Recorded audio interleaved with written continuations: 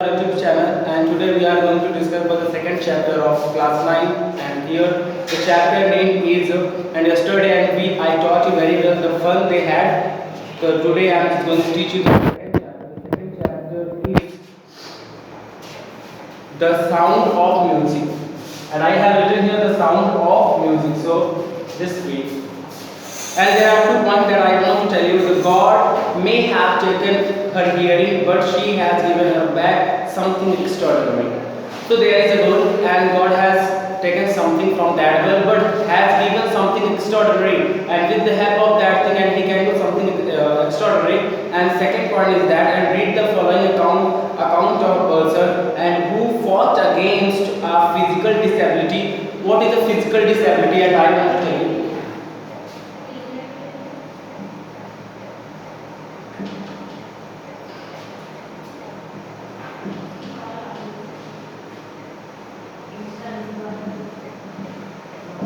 This is for your first word, that is called physical ability, and I will explain you after some time. And made her life a success story.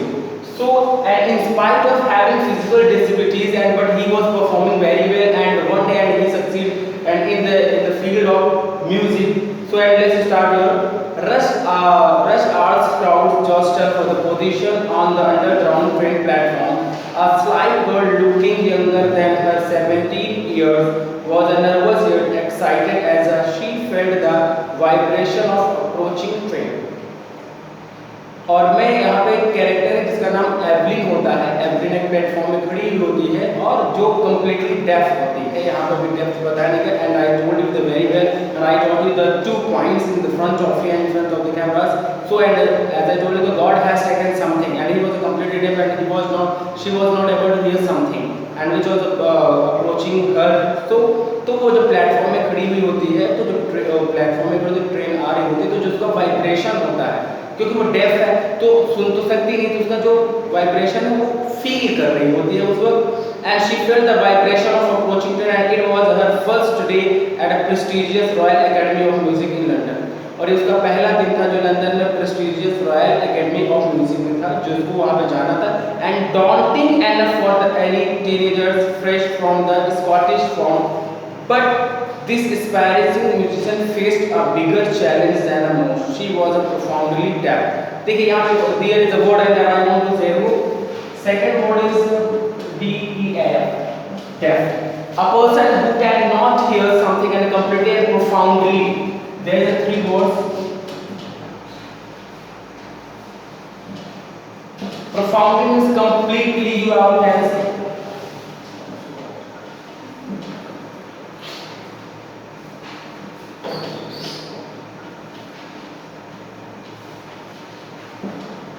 So Evelyn एक होती है जो एकदम profoundly def होती है और वो सुन भी नहीं सकती है, तो उसे एक ऑडिशन के लिए जाना होता है। और वो प्लेटफॉर्म में जब खड़ी होती है और ट्रेन आ रही होती है, तो जब ट्रेन प्लेटफॉर्म में आती है और जो ट्रेन आने का जो प्लेटफॉर्म में वाइब्रेशन होता है, वो अपने वो सुन तो सकती है, लेकिन वो उसके वाइब्रेशन को फील कर रही होती है कि ट्रेन आ रही है। और वो 17 साल की यहाँ पे दिया गया 17 ईयर्स, लेकिन अपने 17 ईयर्स से भी वो यंगर लग रही थी। वो 17 ईयर्स की तो नहीं लग रही थी, ये हम कह लें उससे कम एज की भी लग रही थी। और वो प्रेस्टिजियस रॉयल एकेडमी में लंदन में जो ऑर्गेनाइज या कंडक्ट किया गया था, जहाँ उसे जाना था।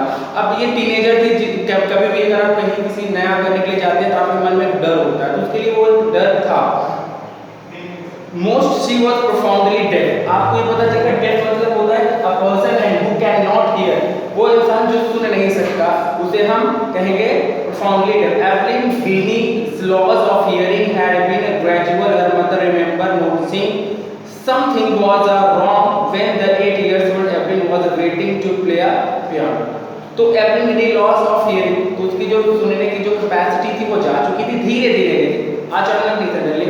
रॉन्ग देन 8 years old, जब वो केवल मात्र 8 साल की थी, तब उनकी माँ ने ये नोटिस किया कि एवलिन कम सुन रही है।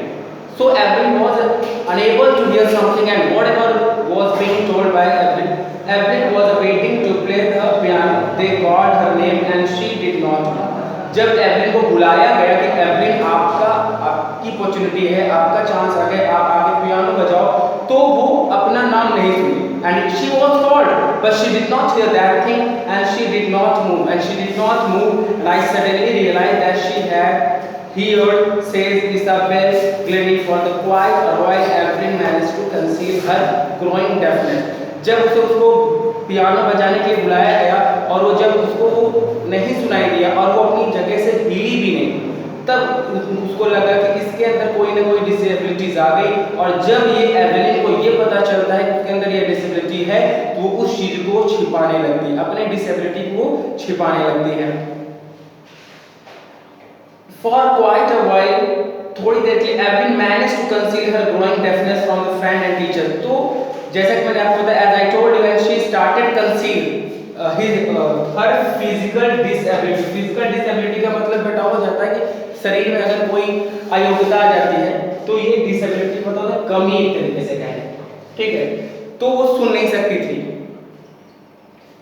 बट बाय द टाइम, और वो अपने फ्रेंड से, अपने टीचरों से, जब वो एवरीन को ये पता चला कि वो सुन नहीं सकती, तो अपने टीचर से, अपने फ्रेंड से, क्लासमेट से वो छिपाती थी कि नहीं मैं सुन सकती हूँ, I am able to hear that and whatever you want to say, but and she started to conceal that thing कि I am able to hear, but and he concealed everything and growing the deafness. But by the time she was averaging her marks and deteriorated, and her headmaster urged her parents to take her to a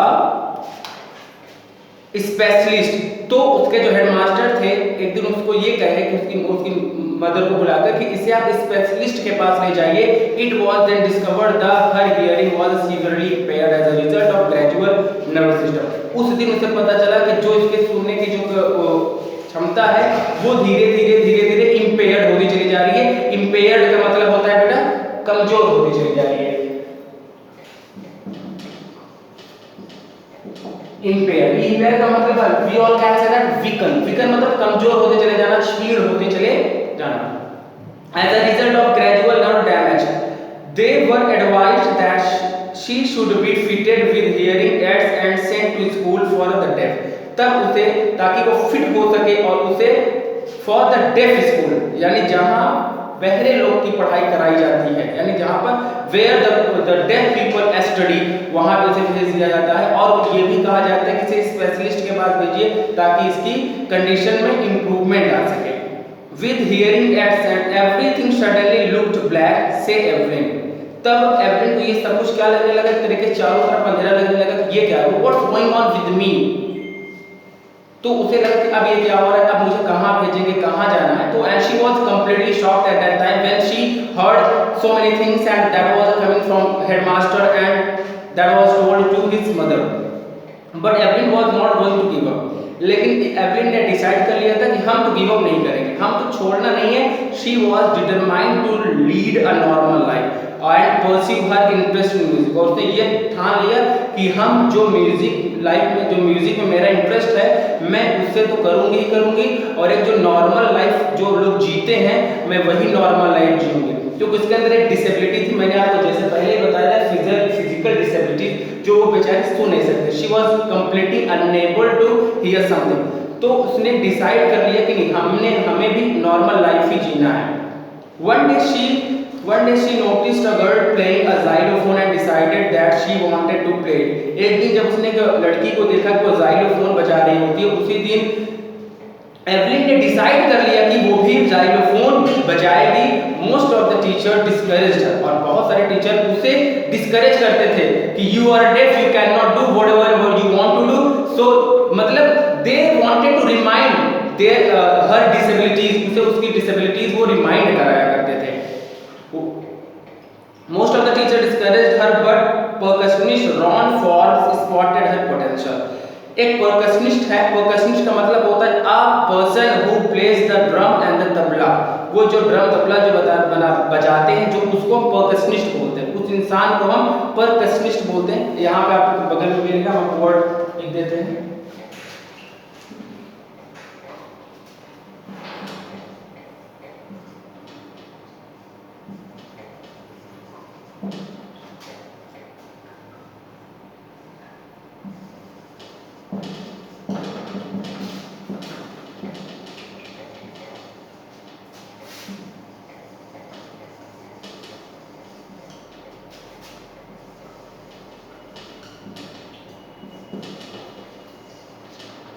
ठीक है।